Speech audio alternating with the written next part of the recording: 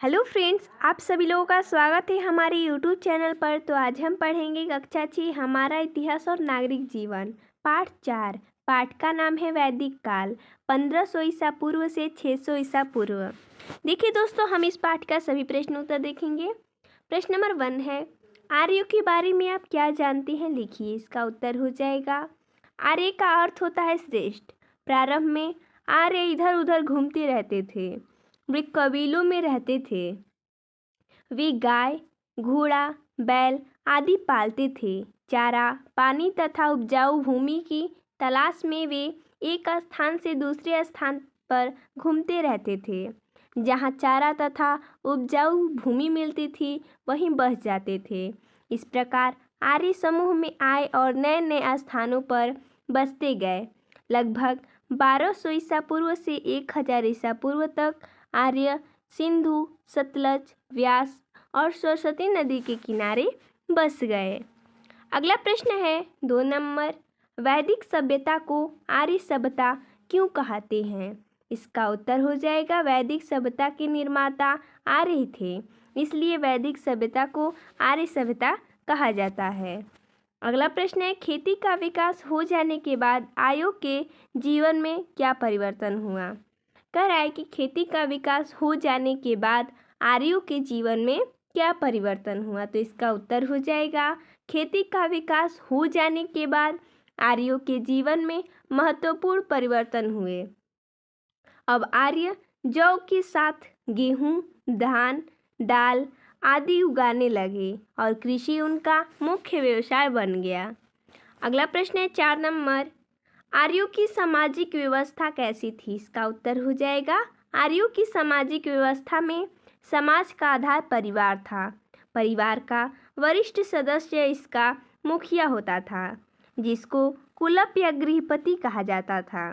आरंभ में आर्य 3 वर्षों में विभाजित थे, राजा, पुरोहित तथा अन्य जन। यह विभाजन उनके व्यवसाय पर आधारित था। धीरे धीरे यज्ञ करवाने वाला ब्राह्मण, युद्ध करने वाला क्षत्रिय, व्यापार करने वाला वैश्य कहलाने लगा।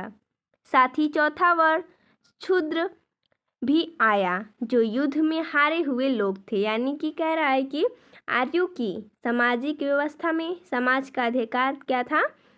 जो आर्य समाज था उसका सामाजिक व्यवसाय में समाज का आधार था परिवार।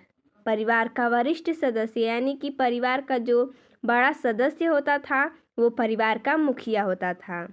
इन्हें हम कुलप या गृहपति भी कहते थे। आरंभ यानी कि शुरू में आर्य को 3 वर्षों में विभाजित किया था। पहला राजा, पुरोहित तथा अन्य जन। यह विभाजन उनके व्यवसाय पर आधारित था, यानी कि जैसा उनका व्यवसाय है उसी प्रकार ये विभाजन होता था। धीरे धीरे यज्ञ करवाने वाले ब्राह्मण, युद्ध करने वाले क्षत्रिय, व्यापार करने वाला वैश्य कहलाने लगा। साथ ही चौथा वर्ण शूद्र भी आया, जो युद्ध में हारे हुए लोग थे। यह व्यवस्था धीरे धीरे कठोर होती गई। कार्य का स्वरूप वंशानुगत होता गया।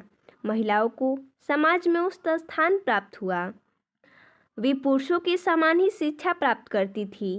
आर्यों का घर घास फूस तथा मिट्टी के बने होते थे। आर्य दूध एवं उससे बने पदार्थ का प्रयोग करते थे। अनाज में वे जौ, गेहूं, चावल का प्रयोग करते थे। अगला प्रश्न दिया गया है, वैदिक कालीन शिक्षा व्यवस्था का वर्णन कीजिए। इसका उत्तर हो जाएगा, विद्यार्थी गुरुकुल में रहकर शिक्षा प्राप्त करते थे।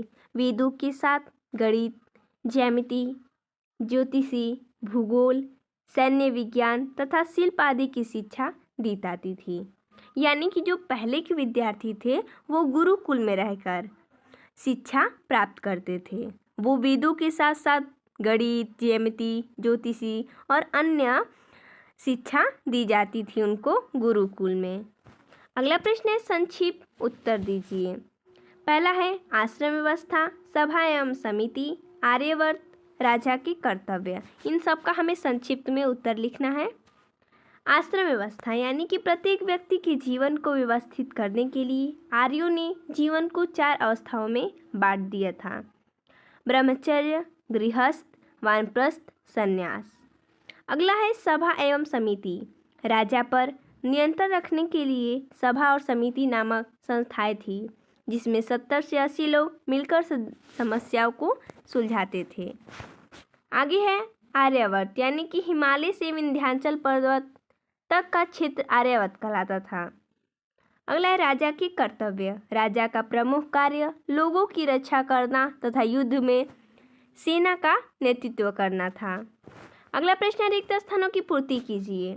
देखिए हमने यहाँ पर करके दिखाया है। प्रसिद्ध गायत्री मंत्र है, यानी कि पूछ रहा है इसमें गायत्री मंत्र किस वेद में है, तो गायत्री मंत्र ऋग्वेद में है, यहाँ पर भरा जाएगा ऋग्वेद। आगे है सप्तस्वर सारेगामा का उल्लेख्य में मिलता है, तो ये जो सारेगामा का है सप्तस्वर ये सामवेद में मिलता है। आगे है आर्यों की भाषा थी, तो आर्यों की भाषा संस्कृत थी। आगे है महाभारत, यानी कि रचना महर्षि वेदव्यास ने की, तो वेदव्यास ने महाभारत की रचना की थी। अगला प्रश्न है निम्नलिखित वाक्यों में सही तथा गलत का निशान लगाइए। देखिए इसमें से कौन सही है उसके आगे सही मारेंगे और जो गलत होगा गलत करेंगे। दिया है ब्रह्मचर्य आश्रम में बालक शिक्षा ग्रहण करता था, ये भी सही है। आगे लोहे की खोज उत्तर वैदिक काल में हुई, ये क्या है सही है। अर्थवेद, यानी कि अर्थवेद सबसे प्राचीन वेद है, ये क्या है गलत है, क्योंकि सबसे प्राचीन वेद क्या है ऋग्वेद है। आर्यों की भाषा वैदिक संस्कृत थी, ये क्या है सही है। तो देखिए दोस्तों इसमें इतना ही प्रश्न दिया था। तो मिलते हैं नेक्स्ट वीडियो में, तब तक के लिए धन्यवाद दोस्तों।